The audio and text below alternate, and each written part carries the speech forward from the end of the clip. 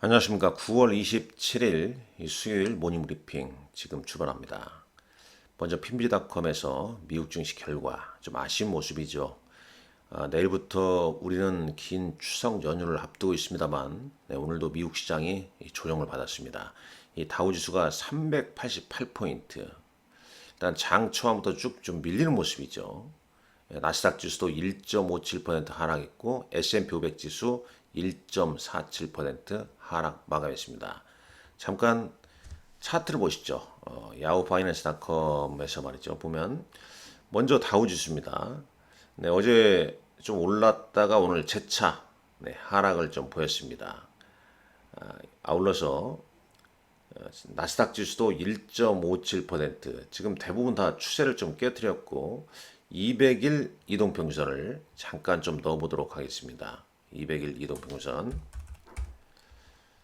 자, 뭐 이 떨어지니까 떨어지는 시점이니까 이런 지지 라인을 위협하는 흐름이 상당 부분 좀 다 나오고 있죠. 일단 다우 지수는 200일 이동평균선을 좀 깨트린 모습이고요.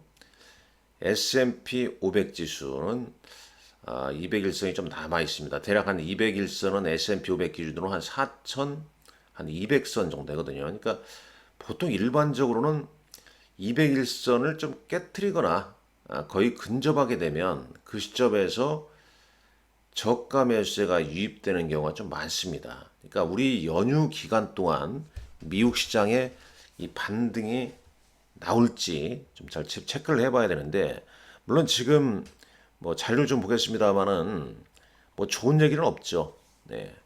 계속 그 연준 관리들은 매파적 금리 정책에 대한 재확인 관련된 발언,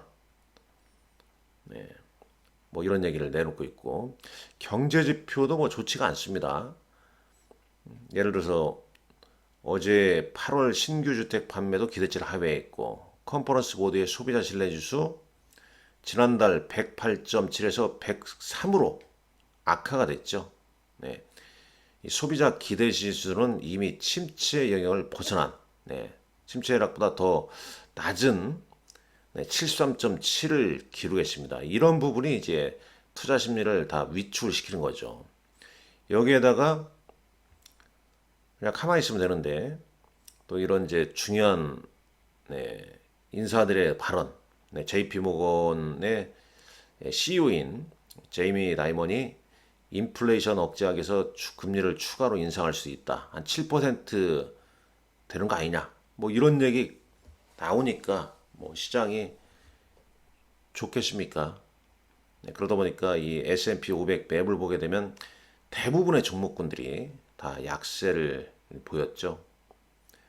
애플이 2.34%, 마이크로소프트 1.7%, 이 아마존은 연방거래위원회에서 반독점 소송을 제기함에 따라서 4% 하락했죠. 요게 이제 투자 심리를 더 위축시키면서 메가캡까지 다 영향을 좀 줬고 반도체, 소프트웨어, 그 다음에 은행주도 약세를 보였고요. 유틸리티, 뭐 대부분 업종 약세 보였죠. 일부 에너지 정도만 그나마 좀 버티는 헬스케어나 바이오 쪽도 하락세는 크질 않습니다. 암젠이나 뭐 이런 쪽은 소폭 좀 상승한 모습을 좀 보이기도 했습니다. 결국은 투자 심리가 상당히 좀 좋지 않은 거죠. 그리고 또 산 넘고 산이라고 이 9월 30일까지니까 우리가 일정을 좀 봐야 되는데 잠깐 일정 볼게요. 일정 보게 되면 자, 우리 이제 연휴 기간에 잘 이걸 봐야 됩니다. 일단 내일 아침 되겠죠. 내일 아침에 마이크론 테크놀로지 실적 발표가 있습니다. 요거 이제 어떻게 나오고 실적 발표한 다음에 반도체들 주가 흐름 꼭 좀 체크를 좀 해야 될 것 같고요. 그 다음에 넘어가고 이제 9월 29일에 테슬라 3분기 납품 추정치가 발표가 됩니다. 이건 이제 컨센은 좀 하회할 것으로 예상하고 있고 그 다음에 이제 중요한 게 9월 30일자 우리 시간으로는 이제 9월 30일 저녁 때가 되겠습니다만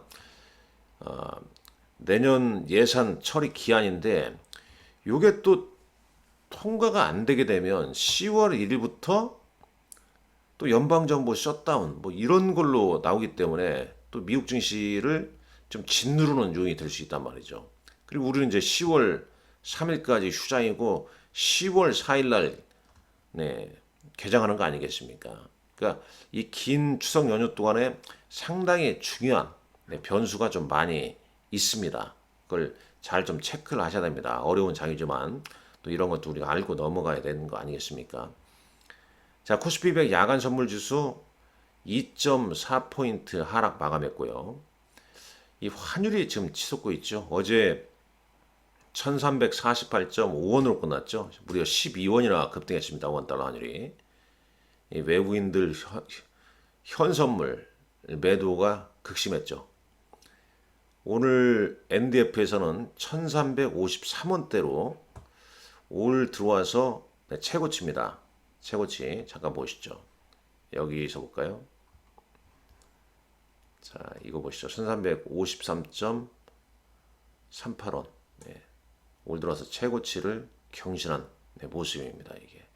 일단 뭐 환율이 좀 안정을 찾아야 되는 거죠. 근데 달러 인덱스도 최근 계속 좀 오르고 있습니다. 6개국 통화에 대한 달러의 가치. 달러 강세는 계속 좀 되고 있고 달러 외에 다른 나라 통화들은 약세 기조에 좀 있다. 반도체 ETF도 오늘 1.82%잘 버텼는데 1.82% 하락 마감했고요. 근데 국채금리도 계속 좀 올라가고 있고 이런 게 다 부담스러운 거 아니겠습니까? 오늘 또 공포지수 VIX가 무려 12%나 급등을 좀 했습니다. ETF 보면은 인버스 3배짜리 ETF만 다 올랐죠. 급등했죠. 여기는 이제 반도체 3배짜리 인버스 ETF 올랐고요. 자, 외신 기사 조금 전에 봤지만은 연방거래위원회와 17주에서 아마존을 반독점 혐의로 이제 피수했죠. 소송을 제기했다. 내일 새벽 마이크론 테크놀로지 실적 풀입 앞두고 일단 중국의 금지 이후에 마이크론에 미친 영향, 그 다음에 뭐 가격 환경 여기가 상당히 좀 중요하다. 그러니까 이런 부분에서 어떤 발언이 좀 나올지 대략 지금 예상 주당 손실 이번에 이제 주당 손실이죠. 주당 순이익이 아니고 주당 손실은 한 1.18달러, 매출은 전년 대비 한 39.3억 달러 기록할 것으로 보입니다. 최근 제 흐름은 뭐 매드부시 최근 최근이 아니고 최근이죠. 최근 매드부시, 뭐 바클레이스, 그다음에 미즈호 이런데 투자 기관에서는 다 마이크론 테크놀로지에서 긍정적인 시각을 보여줬습니다. 자, 어제 일정상 잠깐 여기 일정 잠깐 볼까요? 일정상 이번 주에 여기 있었죠. 어제 제가 9월 25일 날 주중 전기차 보조금 확대 발표 예정. 어제 이 소식이 나왔지 않습니까? 그래서 정부가 이제 친환경차 수요를 늘리기 위해서 보조금을 확대하자 현대차와 기아차 일부 전기차 가격을 인하할 계획이라고 그랬죠. 근데 이번이라는 이제 전기차에 대한 전 세계적인 가격 경쟁이 가중될 수도 있다. 그런 시각이고요. 이 중국이 지금 EU가 이 중국산 전기차 조사를 하고 있습니다. 그거에 대해서 이제 중국에서는 EU로 하여금 이 전기차 조사와 그 다음에 자제를 좀 촉구한다. 이 중국 부총리가 EU 무역대표에게 중국 전기차에 대한 유럽연합의 반보조금 조사에 대한 강한 우려와 불만을 표명했다고 하네요. 근데 여기 아이러니하게도 지금 중국에서 유럽으로 가장 많이 가는 전기차 중에 하나가 테슬라입니다. 이거 어떻게 봐야 되나요? 하여튼 뭐 이런 내용이 좀 있었고요. 자, 국내 증시 당연히 환율이죠. 환율이 문제 아니겠습니까? 환율이 오른다는 것은 외국인들이 순매도를 하고 있다는 얘기가 되는 거고, 뭐 외국인들이 순매도하고 있는 것은 뭐 시장 모멘텀이 없고 글로벌 모멘텀도 부재되어 있는 거죠. 그러니까 당연히 우리 시장이 다른 나라에 비해서 다른 나라 지수에 비해서 변동성이 더 크죠. 이 베타 계수가 더 높다라는 거 아니겠습니까? 환율도 그러하고. 자, 여기 아시아 증시도 보시죠. 어제 보게 되면 뭐 장마가 후에는 안 나왔습니다만, 자, 뭐 중국 에버그랜드 뭐 파산 어쩌고저쩌고 그런 얘기 나오는데 기껏 빠져봤자 이렇게 빠져요. 근데 우리는 뭐 그거 아닌데 왜 그렇게 많이 변동성을 보이는지 참으로 답답하지 않습니까?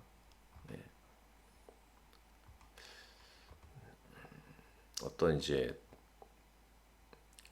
그 환율 우호적인 발언 뭐 이런 부분도 없죠. 이제 상당 부분 또 주가가 또 조정받게 되면은 그때서야 뭐 이런저런 얘기 나오겠죠. 뭐 소잃고 외양간 고치는 거 아니겠습니까? 네. 속값이 엄청 비싼데도 말입니다. 네, 우리나라도 이제 주식 환경이 상당히 그 코로나 이후에 미국 같은 경우에는 금융자산 비중, 부동산, 금융자산의 비중 중에서 부동산보다는 네, 어떤 이제 금융자산 비중이 훨씬 더 높죠. 근데 우리나라는 이제 부동산 관련 비중이 훨씬 높지 않습니까? 그런데 이제 코로나 이후에 약간 이제 금융자산 쪽이 더 조금 더 늘어나는 추세였죠. 늘어난 추세입니다. 그런 이제 이런 그러니까 주식 환경에서 이런 변동성이 나왔을 때 관계 당국에서 좀 대처를 더 잘했으면 하는 바람이에요. 우리 이제 투자자들 입장에서는 이렇게 변동성이 클 때 위험 관리, 그 다음에 특히 뭐 CFT랄지 신용, 담보대출 이런 걸로 인해서 담보 부족 사태가 나오게 되면 반대 매매가 나옵니다. 그러니까 장중에 뭐 CFT 증권사별로 매도 물량 나오는 거 이런 시간 관련 내용도 막 돌고 그러지 않습니까? 잘 이겨내셔야 됩니다. 이 환경을. 뭐 좋지가 않죠, 지금 이런 게 다. 환율 자체가 오르고 차트도 보십시오. 깨져 있습니다. 물론 이제 오늘 하락 출발해서 양봉이 또 나올지, 양봉이 추석 연휴라서 그냥 일단 추석 이후에 보자 하면서 관리 안 하고 지나갈 것인지 중요한 날입니다. 외국인들은 계속 팔아대고 코스닥은 8거래일 연속 팔아대고 있고요. 기관들 사고 있습니다만 그게 의미 부여하기가 좀 어렵죠. 자, 이런 시점에 뭐 특별한 공시, 일단 어제 나온 공시 보게 되면 뭐 이런 내용이 좀 있습니다. 뭐 차다주 신탁 연장 결정, 그 다음에 차다주 처분 결정, 뭐 이런 공시 내용인데 일부 이제 개별 기업들이죠. 근데 전체적으로 시장 분위기가 살려면 큰 종목군들 지수가 좀 움직여야 하지 않습니까? 지수가 좀 움직이지 못하고 있습니다. 자, 어제 시간에서는 칩스 미디어와 텔레칩스, 뭐 한주 라이트메달, 위더스 제약 이런 종목군들이 상승을 크게 했네요. 다 관련 내용이 좀 있을 겁니다. 관련 기사는 직접 좀 찾아보시라는 말씀 드리겠고요. 자, 코스닥은 뭐 이런 종목군들 좀 움직였고 뭐 상승보다는 뭐 하락 종목군들이 많은 장입니다. 네, 많은 장이에요. 네, 대형주에서는 한미반도체나 한국 타이어앤테크놀로지가 강보합 정도 보였고 한국 항공우주나 하이브 등이 시간에서는 좀 약세를 보였습니다. 어제 특징주 많이 최근 이제 급등한 종목군들도 막 차익매매로 나왔죠. 뭐 알테오전 같은 경우 는 17%좀 너무 심하게 좀 빠지는 거죠. 그러니까 매수세가 없는 거죠. 매도 좀 나오니까 그냥 쭉쭉쭉 빠지면서 밀려버리는 거죠. 그리고 이제 이런 이제 떨어질 때는 좋지 않은 뉴스가 나오면 매수 호가가 물량이 좀 적기 때문에 일시적으로 훅 밀리는 경우가 있습니다. 그러니까 수급 좀 부재 현상이 좀 나오는 거죠. 네, 그런 점을 좀 유의하셔야 할 것 같고 외국인들은 그냥 삼성전자 정도만 사고 있습니다. 지금 삼성전자 그냥 떨어질 때 그냥 한국은 뭐 한국에서 살만한 종목 한국 삼성전자다. 그래서 저가 매수만 좀 나서는 거죠. 뭐 코스닥은 뭐 에코프로하고 에코프로 BM 이렇게 왔다 갔다 하는데 지금 크게 의미 부여하기 좀 어려운 거죠. 뭐 2차 전지 같은 경우에는 낙폭이 지금 진행이 되고 있습니다만은 3분기 실적이 예상보다 좀 떨어진다 하더라도 결국은 또 가격 메리트가 부각될 시점에서 좀 움직이지 않을까, 네, 이렇게 좀 내다보고 있습니다. 자, 오늘 이런 일정이 있고 그대로 추석 연휴가 내일부터 시작되는데 추석 연휴 건강하게 잘 보내시고요. 그 기간 동안 미국 증시가 좀 선방해서 추석 이후에 3분기 어닝 시즌 국내 증시가 좀 좋았으면 하는 바람입니다. 오늘 마감 브리핑은 쉽니다. 감사합니다.